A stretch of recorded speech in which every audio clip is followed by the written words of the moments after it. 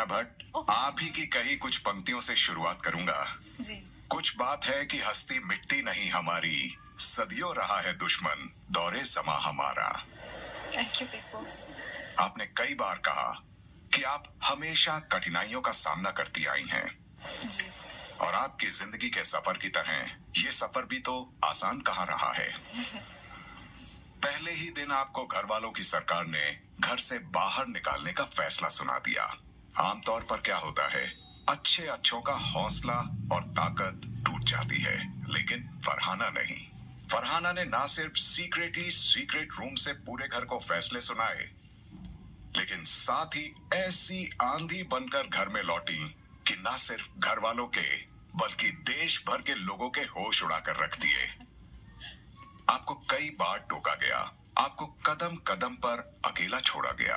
अक्सर ऐसा हुआ कि आप एक तरफ थीं और पूरा का पूरा घर एक तरफ। डायन, चुड़ैल, बिरहाना, नागिन, बदतमीज, गैर जिम्मेदार, गंदी जुबान, अनडिजर्विंग।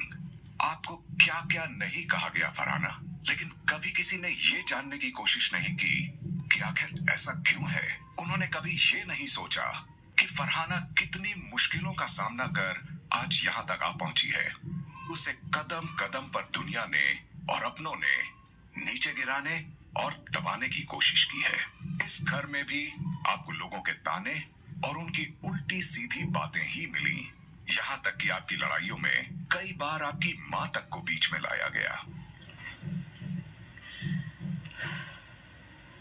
और फिर वही माँ आपके जहन के सभी सवालों का जवाब बनकर इस घर में आई। हमने आपको हंसते हुए भी देखा है, हमने आपको हंसाते हुए भी देखा है। Yes. Oh my God. Oh my God.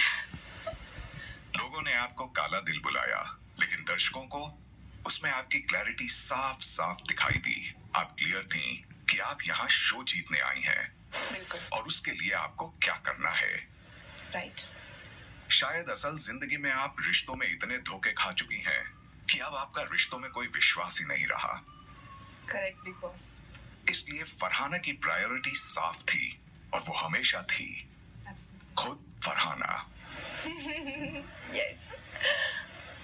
घर वालों को काला दिल तो दिख रहा था, लेकिन उसे दर्शाने के लिए जो जिगरा लगता है, उसे देखकर भी जानबूझकर अनदेखा कर रहे